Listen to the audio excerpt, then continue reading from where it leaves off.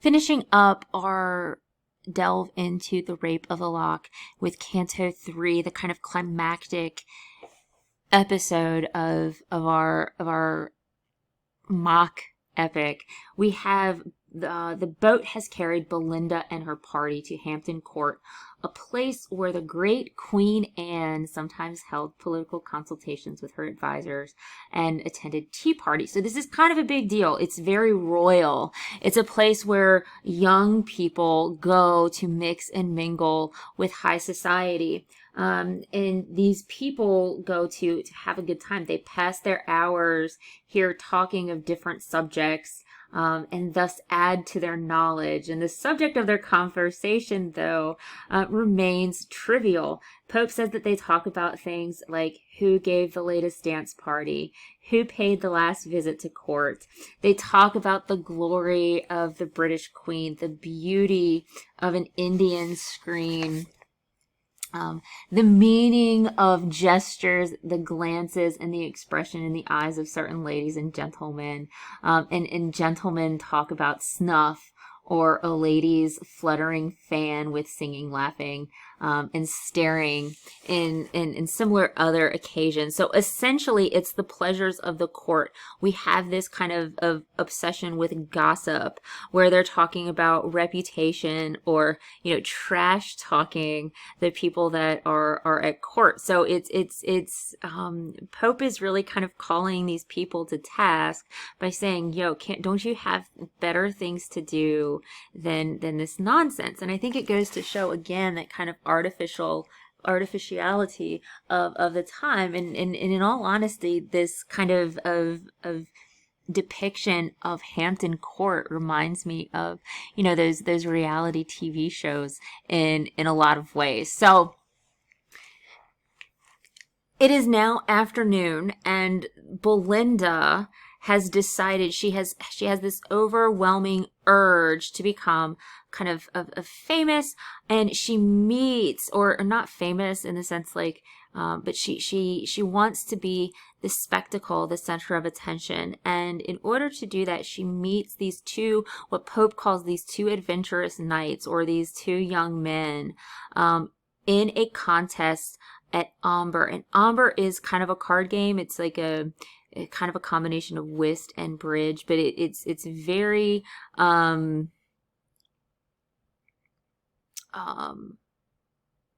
it's a very popular game at the time. So anyways, so Pope describes the cards being played, and I think that this is kind of interesting in that Pope again is inverting those heroic, epic conventions of real battles and trivializing them by looking at it or imagining it as a card game. But the three contestants get ready for this battle. Remember, this kind of battle is the card game, but there's also that underlying meaning of the battle between the sexes. She wants to get the better of these two adventurous knights, or these two young men.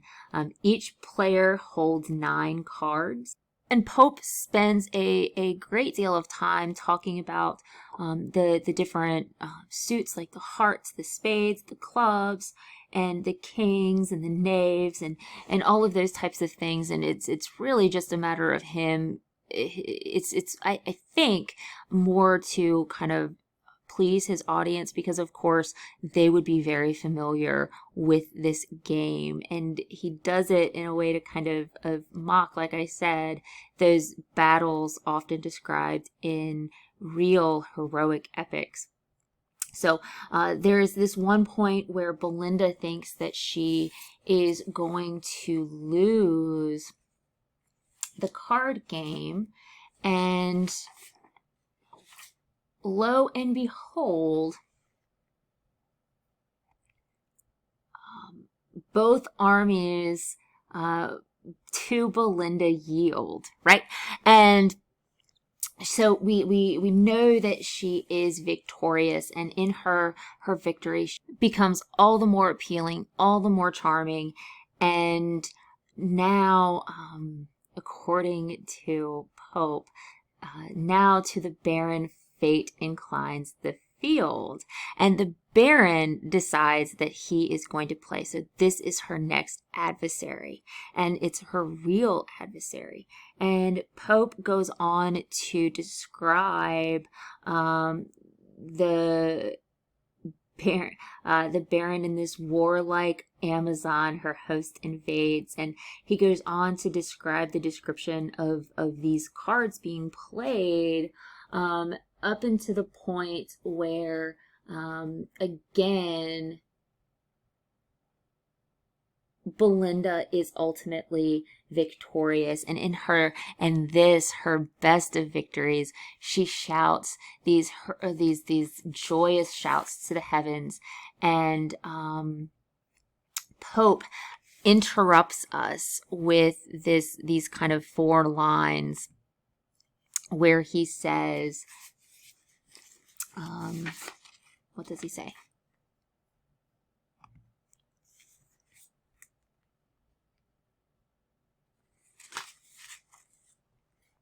O thoughtless mortals, ever blind to fate, too soon dejected and too soon elate, sudden these honors shall be snatched away, and cursed forever this victorious day. So what happens in this victory, or at least what Pope is suggesting, is that Belinda does not know that her victory will soon be converted into a day of disgrace for her. She's too quickly elated. She lowers her guard in this this standoff between her and the Baron, and Pope reminds us and her that ultimately she's going to be defeated. Fate will intervene. In the meantime, while this victory, like I said, adds to Belinda's charm, the group of airy spirits are so overcome that they begin to fan the steaming coffee in order to cool it down so that it might not injure her mouth. Some spread their wings carefully over her lap to protect against any spillage that might happen from her drinking this coffee. But these coffee fumes are ultimately what that stimulate the Baron's brain and encourage him to imply a new method of obtaining Belinda's lock of hair.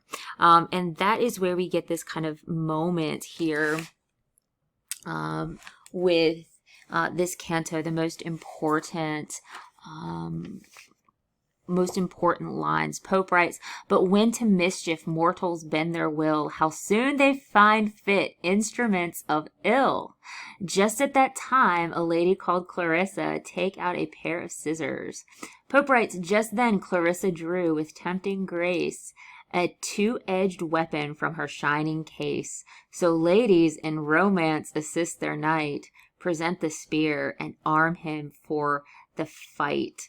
And what here is happened is that by playing this game, the Baron in some way kind of feels slighted in a way, and he gets these scissors. He is now more determined than ever to cut the lock of Belinda's hair. He wants that treasure, and he gets this instrument of ill, these scissors, from Clarissa.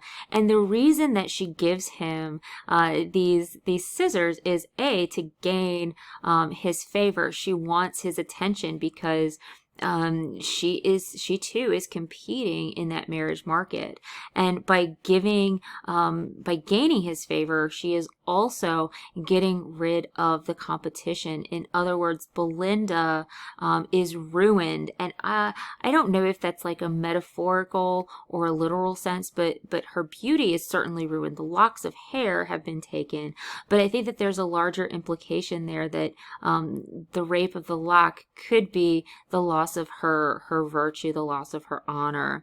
And just as the Baron goes to cut the lock of hair from Belinda, it's let's see here.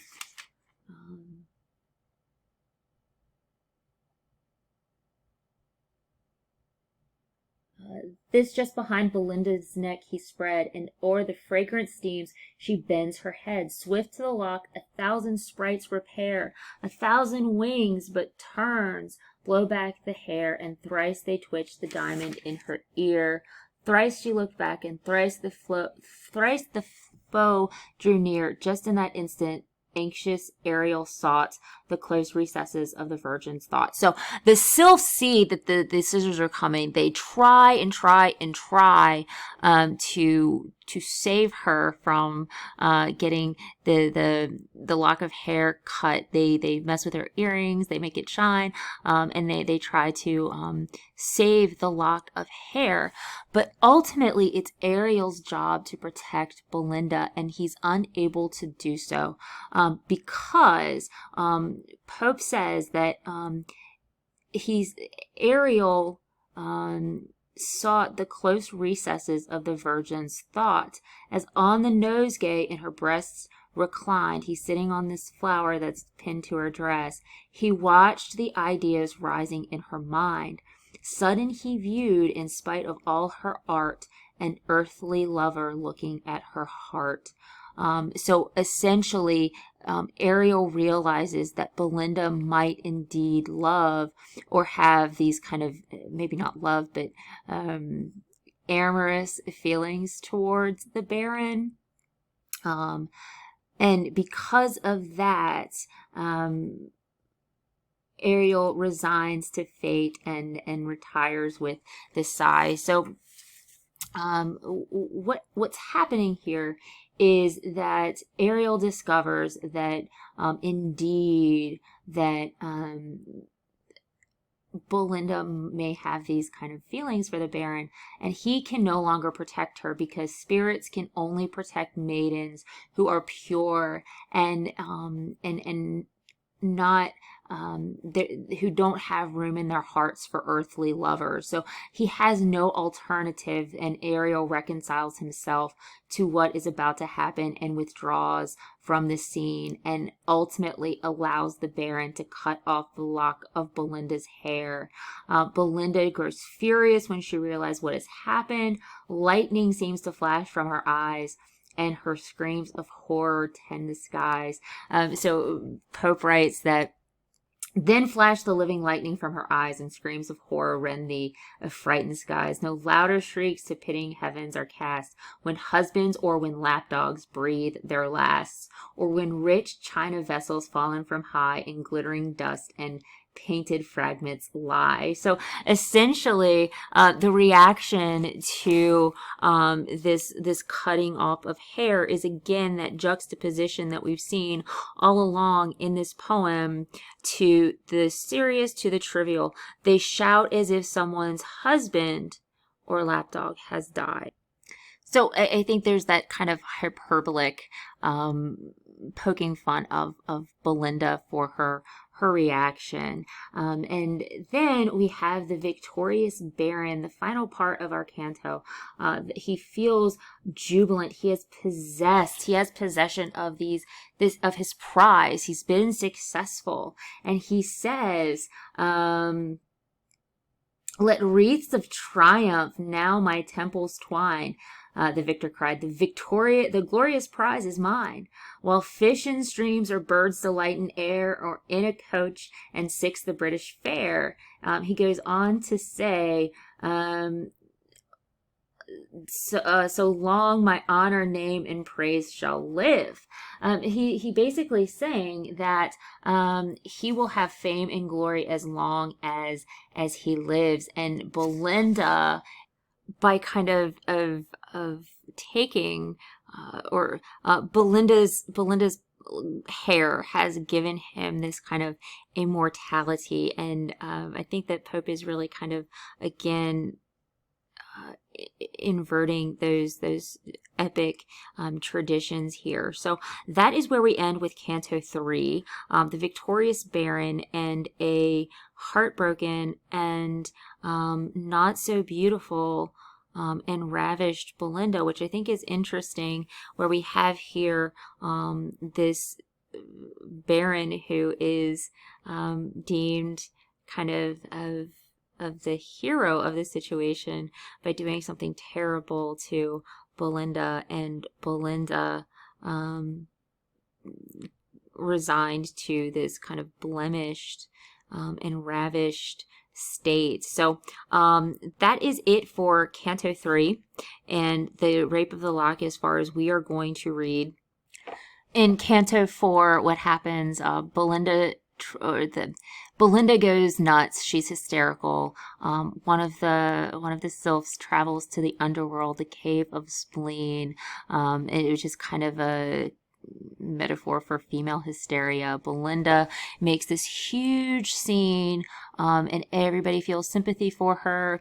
The Baron wants to make a trophy out of the lock of hair, and in Canto 5 they kind of have this epic battle between the two where she demands the lock of hair be restored, be given back to her, and of course the Baron doesn't, and the lock of hair is forever made a constellation in the sky.